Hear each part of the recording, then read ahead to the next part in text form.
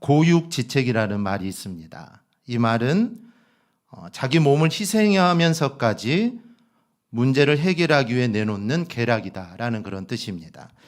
즉 어려운 상태에서 정말 해결할 수 없는 곳에서 정말 방법이 없을 때 어쩔 수 없이 채택하는 그런 계책을 고육지책이다라고 합니다. 중국 오나라에 지혜가 출중한 이 주유라는 장수가 있는데 위나라의 이 조조가 이 오나라를 공격하기 위해 이 장강에 수십만 대군을 배치합니다. 이 전쟁이 그 유명한 적벽대전의 이 전초전입니다. 이 도전이 승산이 없다라고 생각한 이 주유는 이 궁여지책으로 화공작전을 펴게 됩니다. 주유는 황계와 또 거짓 항복 전략을 세우고 자신의 모든 부하들을 다 모읍니다. 그래서 황계는 각본대로 주유에게 이렇게 말하죠. 도저히 우리가 조조의 군대를 이길 수 없습니다. 소장의 생각으로는 항복하는 편이 좋습니다. 이렇게 서로 짜고 이렇게 말을 합니다. 황계의 말이 끝나자마자 주유가 큰 소리로 말하죠. 무슨 말도 안 되는 소리인가. 저 늙은 장수를 매우 차라. 그래서 황계는 형틀에 매달려서 살이 터지고 피가 쏟도록 곤장을 맞게 됩니다. 이 주유의 심정은 찢어질 듯 아팠지만 난국을 타개하기 어쩔 수 없는 선택이기에 안타까이 바라보고 있죠. 황계는 신복을 시켜서 거짓 항복 편지를 조조에게 전달을 합니다. 이 편지를 읽은 조조는 전혀 의심하지 않죠. 왜냐하면 오나라에 침투한 첩자들의 보낸 내용과 일치합니다. 매를 정말 죽도록 매를 맞고 내쳐졌기 때문에 항복하나 보다라고 생각을 하고 그를 받아들이게 되죠. 이 기순을 가장한 황계는 조조를 향해 장강을 건너갑니다. 그때 이나무를 실은 오나라의 배들이 나타나 이 조조군의 선단에 불화살을 쏘게 됩니다. 이 손쓸 겨를도 없이 조조는 대패를 하고 말게 되죠. 이로써 주유의 고육지책이 성공을 하게 되고 오나라는 위나라의 대승을 거두게 됩니다. 즉 오나라의 진퇴양락의 그 상황에서 고육지책의 전략으로 승리를 거둘 수가 있었던 겁니다. 오늘 본문에 나오는 히스기야의 상황도 정말 고육지책이 필요한 상황입니다. 아수르의 위협이 나라는 풍전등화의 상황을 맞이하고 백성과 지도자들은 이 도탄에 빠져 있습니다. 이에 히스기야는 이사야 선지자에게 기도해 줄 것을 부탁을 하죠. 이사야 선지자는 하나님의 구원의 약속을 히스기야에게 전합니다. 하나님이 유다를 구원해 줄 거다라는 구원의 약속을 이야기하죠. 이런 상황에서 이 기세등등한 사내립은 유다의 구원이 불가능하다라고 합니다. 즉 하나님은 구원한다고 하는데 이 사내립은 불가능하다. 여호와도 너희를 건지지 못할 것이다. 히스기야 왕도 너희를 구하지 못하고 히스기야 왕도 다른 왕들처럼 존재가 사라질 것이다. 지금까지 우리나라를 대적한 왕들을 봐라. 이긴 왕들은 한 명도 없다. 너희 나라도 그렇게 될 거다라는 것이죠. 이에 히스기야 왕은 성전에 올라가 하나님의 구원을 강구하는 내용이 바로 오늘 본문의 내용입니다. 사실 지금 우리나라는 고육지책이 필요한 상황입니다. 미국의 관세 정책, 또 이스라엘과 가자지구, 러시아 우크라이나, 미국과 이란의 전쟁 등 정말 이 전쟁으로 인해 수많은 문제들이 우리 안에 있습니다. 이런 문제뿐만 아니라 가정의 문제, 사업과 또 직장의 문제, 개인의 문제 등 사실 수많은 문제들이 우리에게 있습니다. 이런 상황에서 우리가 히스기야와 같은 마음으로 이 난국을 헤쳐나갈 수 있는 지혜가 사실 우리에게도 필요합니다. 오늘 본문을 통해 이 난국을 헤쳐나가는 히스기야를 보면서 하나님께서 우리에게 주시는 지혜를 얻는 그런 귀한 시간이 되기를 바랍니다. 그래서 우리 안에 있는 문제들을 정말 하나님이 주신 지혜로 잘 극복해 나가기를 주님의 이름으로 소망합니다. 먼저 히스기야는 스스로 겸비하여 하나님을 의지합니다. 히스기야가 옷을 찢고 굵은 베옷을 입고 여호와의 전에 들어가죠. 여호와의 전에 들어가는 이유는 하나님을 의지하여 기도하기 위함입니다. 왕이 옷을 찢거나 배를 두르는 모습은 슬픔과 괴로움을 표현하거나 겸손하게 회개하는 행동입니다. 그뿐이 아닙니다. 히스기야는 신하들을 지켜 이사야 선지자에게 이를 위해서 기도해 달라고 부탁까지 하는 모습입니다. 정말 정치적 군사적 위기에 선지자를 찾는다는 것은 내가 하나님을 의지한다는 것이고 그의 뜻을 구하는 왕의 태도를 우리에게 보여줍니다. 우리가 어려운 일 앞에 또 고난 앞에 또 삶이 흔들릴 때 우리 그리스도인들이 보여야 할 첫 번째 자세는 바로 하나님 앞에서 스스로 겸비한 모습입니다. 즉 마음을 낮추고 겸손하게 하나님 앞에서 나를 드러내는 것이죠. 하던 일을 잠시 멈추고 하나님 앞에 나오는 사실 겸손한 이 모습이 지금 우리에게 필요합니다. 히스기야 이런 모습은 앞에서 보여준 히스기야의 모습과는 전혀 다릅니다. 앞선 히스기야의 모습은 아수르 왕에게 조공을 보내 위기를 타개하려는 전과가 있습니다. 즉 조공을 보내가지고 아수르를 물러가게 하려고 했던 그런 전과가 있죠. 그런데 히스기야가 지금은 변화되고 있습니다. 사실 변화라는 것은 하나님께서 우리 그리스도인들에게 가장 바라시는 모습 중에 하나입니다. 이 변하기 이전의 잘못, 하나님이 무마해 주시는 것은 않지만 이 변화하려는 이 결단은 그 시점부터 하나님이 원하시는 길로 내가 들어섰다라는 것을 뜻합니다. 사실 하나님은 우리에게 이런 모습을 기대합니다. 우리는 늘 변화된 모습을 살아야 합니다. 그래서 어제보다는 오늘이, 그리고 오늘보다는 내일이 하나님께 더 나아가는 삶, 그리고 하나님을 더 의지하는 삶으로 우린 늘 변화되어야 합니다. 이 찬송가 421장을 보면 이런 가사가 있습니다. 내가 예수 믿고서 제사함 받아 나의 모든 것 다 변했네. 사실 예수를 믿는 사람에게 변화는 자연스러운 현상입니다. 사실 예수님을 믿는 것 그 자체가 사실 변화이죠. 예수를 믿으면 주인이 바뀌게 됩니다. 그전에는 마귀가 나의 주인이죠. 마귀의 주인이 아니라고 할 수 있지만 우리가 예수 믿기 전에는 우리 모두는 마귀의 자녀였습니다. 그래서 나도 모르게 마귀가 하려고 하는 대로 끌려가는 삶을 살게 되죠.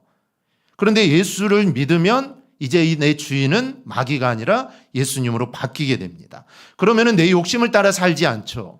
전에는 내 욕심을 따라 살았죠. 하지만 이제는 내 욕심을 따라 살지 않습니다. 그리고 하나님이 기뻐하시는 일이 과연 뭘까? 그것을 고민하고 생각하고 그 일을 하게 됩니다.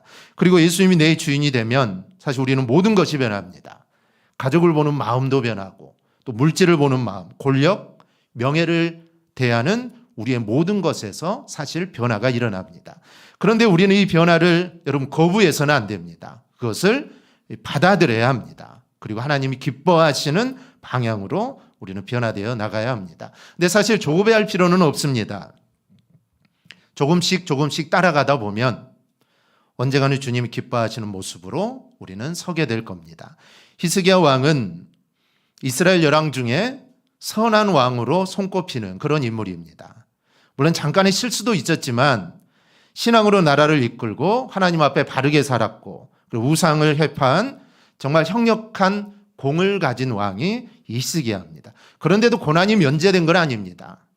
올바른 바른 신앙으로 살아도 이 공경을 겪을 수 있다라는 거 우리는 알아야 합니다. 우리가 잘 아는 야곱의 아들 요셉이 있습니다. 요셉은 자신이 꾸었던 그 꿈 이야기를 가족들에게 가지고 그는 엄청난 시련을 당하게 되죠. 형들에 의해 이웃나라로 팔려갑니다. 여러분 동생이 얼마나 미웠으면 노예로 팔겠습니까? 어떻게 동생을 팔 수가 있습니까? 그만큼 미웠다는 것이죠. 그래 친동생을 노예로 팝니다. 노예로 팔려간 생활이 어떻습니까? 그는 하나님 앞에 범죄하지 않기 위해서 신앙을 지키죠. 그것 때문에 감옥에 갇히게 됩니다. 그러니 요셉의 입장에서는 이거 얼마나 억울한 일입니까? 하나님이 꿈을 주었는데 그 꿈 때문에 노예로 팔려가고 신앙을 지키려고 노력했는데 오히려 감옥에 갇히고 사실 너무나도 억울합니다. 그런데 우리는 요셉의 이야기를 들으면서 그리 힘들어하진 않죠. 왜냐하면 그 결과를 우리는 알고 있기 때문입니다. 그의 인생에 고난과 역경이 있었지만 그는 이스라엘 민족을 살리는 정말 엄청난 일에 쓰임 받았다라는 것을 우리는 알고 있기 때문에 그가 노예로 살든 감옥에 살든 별로 그렇게 언젠가는 풀려나고 언젠가 국무총리가 될 거니까 별로 그렇게 마음 아파하지 않습니다. 우리는 다른 이들이 고난에는 쉽게 이야기를 합니다. 고난은 축복의 다른 얼굴이라고 하죠. 그러나 사실 나에게 막상 그 고난이 닥치면 우리는 너무 쉽게 넘어지며 우리는 너무 쉽게 힘들어합니다. 여러분 우리 앞에 오는 이 고난, 이런 역경이 무엇인지 그리고 어떤 의미가 있는지 우리는 바르게 인지해야 합니다. 왜냐하면 하나님은 그 고난으로 인해서 나에게 하실 일이 있기 때문이라는 것이죠.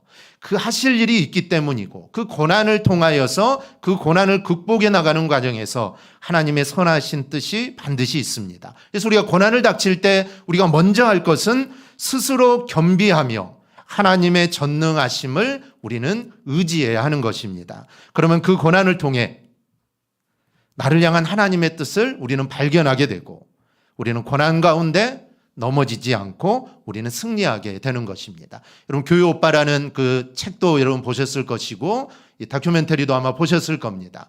그 엄청난 고난, 그 고난을 맞이하는 그 집사님의 모습이 어떻습니까? 결국은 돌아가셨지만 하지만 그의 인생은 여러분 성공한 인생이었습니다. 죽었다고 해서 암으로 죽었다고 해서 누가 그의 인생을 실패한 인생이라 하겠습니까? 그의 인생은 여러분 실패한 인생이 아닙니다.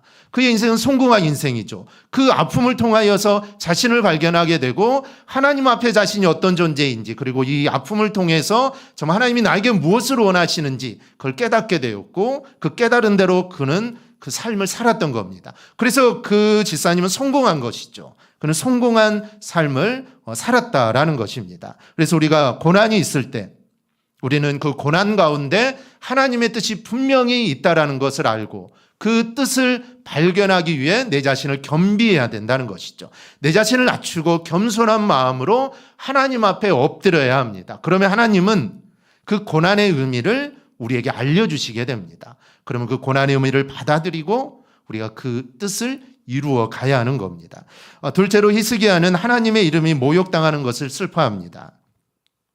이 랍사게의 말을 전해들은 히스기야는 하나님의 이름을 모욕하니까 그것을 너무나 슬프고 억울해서 이사야에게 사람을 보내 기도를 요청합니다. 여러분 우리의 슬픔은 어디에 있습니까? 내가 좀 더 가지지 못한 것 아니면 내가 좀 더 누리지 못한 것에 혹시 내 슬픔이 집중되어 있지 않습니까? 연약한 육신을 입은 우리는 사실 이런 슬픔이 당연합니다. 없으면 슬프죠. 가진 게 없으면 슬프고 누리지 못하면 사실 슬픕니다.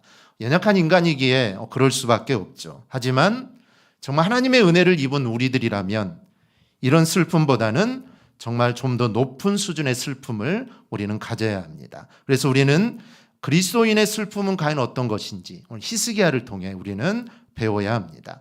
하나님의 이름이 모욕을 당하는 것, 그것이 바로 히스기야의 슬픔이었습니다. 하나님이 우리의 아버지가 되신다면 그 하나님의 이름이 모욕을 당할 때 사실 우리는 슬픔을 맛보게 됩니다. 여러분 나를 낳아주신 육신의 아버지가 누군가에게 모욕을 당한다면 여러분 사실 가만히 있을 자녀 여러분 아무도 없습니다. 앞뒤 가리지 않고 나서겠죠. 하나님을 진정 나의 아버지라고 생각한다면 우리는 나의 아버지가 모욕을 당하는 것에 우리는 화가 나야 합니다. 그게 사실 여러분 정상입니다.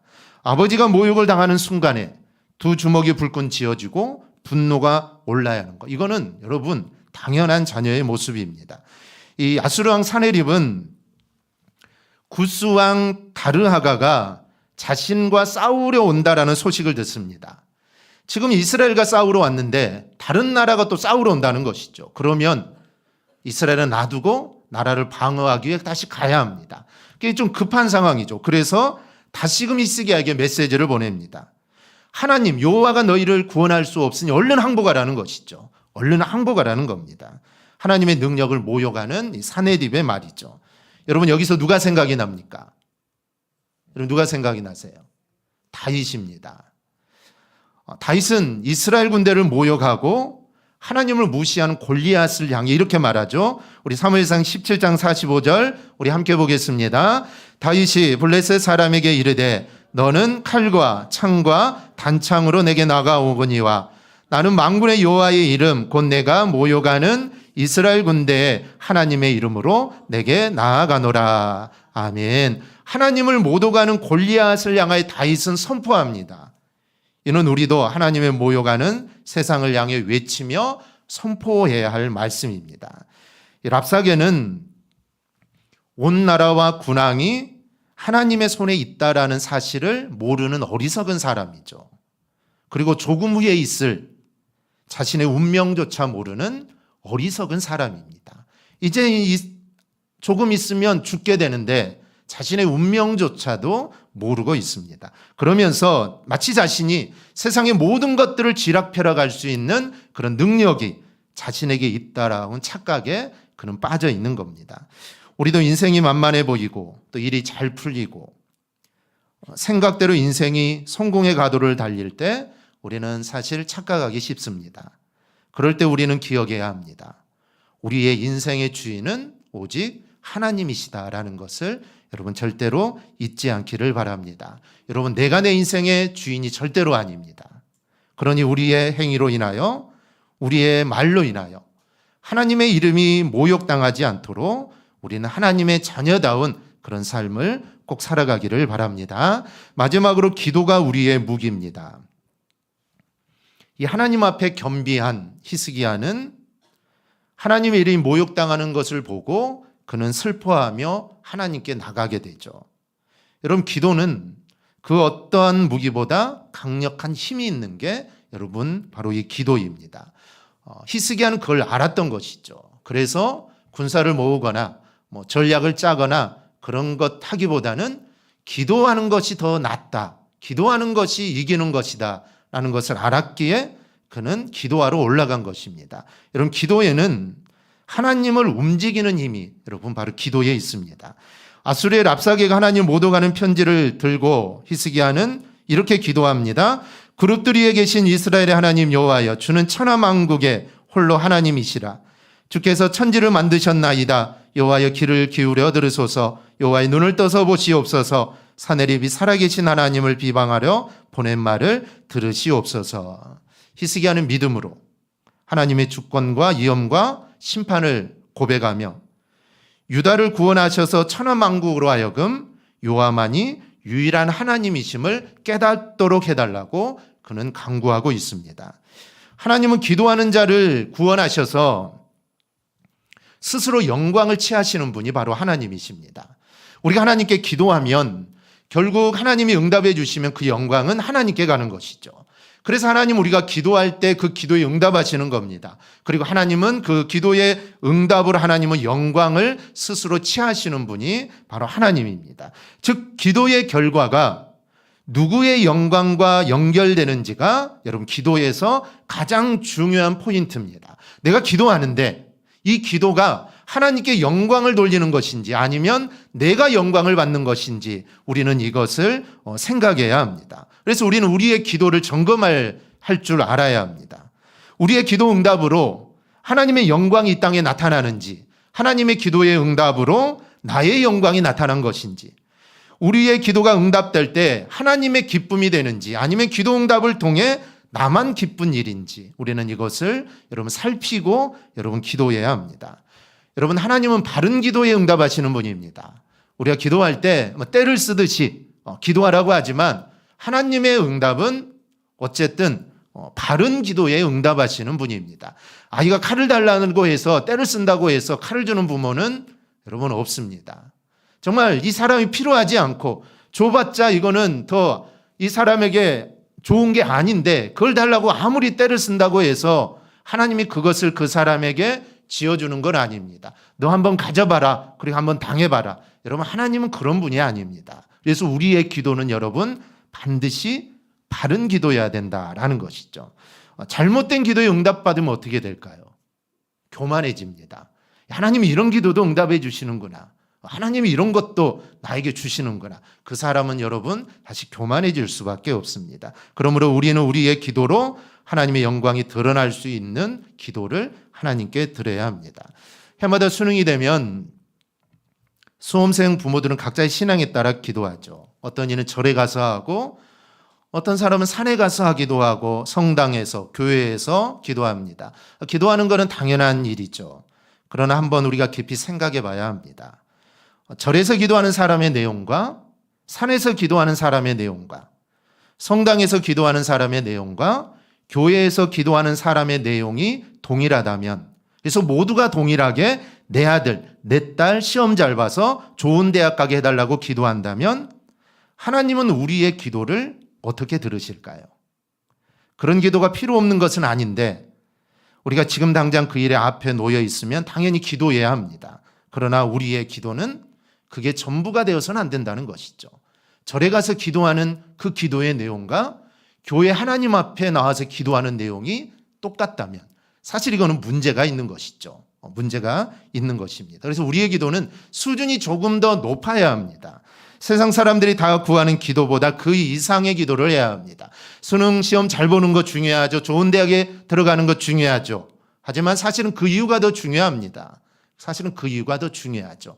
세상 사람들은 거기까지가 중요하지만 우리 믿는 자들은 사실 대학에 들어가는 것도 중요하지만 그 이후의 삶이 여러분 훨씬 더 중요합니다. 그래서 우리의 기도는 그 이상을 뛰어넘을 수 있는 기도가 되어야 한다라는 것이죠. 당연히 기도에 더 나아가 우리의 삶을 통해 하나님의 나라가 확장되고 하나님의 영광을 받으시고 또 이 세상에 하나님의 이름이 존귀하게 되기를 원하는 기도, 우리는 이런 기도를 할 수 있어야 합니다. 이 기도는 우리 그리스도인들의 가장 강력한 무기입니다. 우리는 예수님이 가르쳐 주신 기도를 주기도문이라고 하죠. 기도를 가르쳐달라는 제자들에게 예수님은 이렇게 기도하라 라고 가르쳐 주었는데 우리는 그 기도의 모델을 주기도문이라고 외우고 있습니다. 근데 여러분 주기도문에서 기도를 빼면 이거는 주문이 남습니다. 이 언어 유희 같지만 이게 우리에게 시사하는 것은 아주 큽니다. 기도한다고 하면서 주문만 외우는 사람들이 사실 적지 않기 때문이죠. 나를 위한 오직 나만을 위한 기도는 여러분 사실 기도가 아니라 그것은 주문일 수가 있습니다. 우리의 기도가 그의 나라와 또 그의 하나님의 나라와 연결되지 않는다면 우리의 기도는 어찌 보면 주문일 가능성이 많다라는 것이죠. 이 성경 속 믿음의 사람들이 경험한 이 고난 또 그에 대한 반응은 사실 우리에게 큰 감사와 위로가 됩니다. 왜냐하면 우리도 살다 보면 믿음으로 살다 보면 이런 어려움들을 겪게 될 건데 그런 어려움들을 우리의 선진들이 먼저 겪고 그런 어려운 상황에서 어떻게 그들이 반응하고 어떤 삶을 살았는지 우리가 성경을 통해 배울 수 있기 때문에 우리도 동일하게 그와 비슷한 일들이 생겨나갈 때 우리도 그렇게 살아갈 수 있고 그렇게 해야겠다라는 그런 다짐들 그런 것들이 우리 안에 생겨나기 때문에 이런 이야기들은 사실 우리에게 위로가 되고 큰 감사가 됩니다. 참 하나님을 잘 섬기는 이들도 이런 어려움이 있었구나. 그래도 우리에게 어려움이 있겠구나. 그들이 이렇게 넘어갔기 때문에 우리 또한 그래야겠다라는 그런 다짐들이 사실 우리에게 생기게 됩니다. 그래서 우리가 당하는 어려움으로 인하여 우리는 우리의 마음의 눈이 좁아지지 않게 해야 합니다. 오히려 우리가 당하는 상황을 넘어서 일하시는 하나님을 신뢰하고 그분과의 관계에 우리는 초점을 맞추어야 합니다. 그러므로 어려운 일을 당하면 제일 먼저 할 것은 스스로 겸비하여 전능하신 하나님만을 여러분 의지하는 것입니다. 그리고 어려움으로 인하여 하나님의 이름이 모욕당하지 않도록 우리는 어려움을 기도로 이겨나가야 합니다. 여러분 기도는 가장 강력한 무기입니다. 기도를 무기 삼아 승리하는 인생이 되기를 바랍니다. 그래야 하나님의 자녀답게 꼭 살아가기를 주님의 이름으로 축원합니다. 아멘. 우리 함께 찬양 하나 하겠습니다.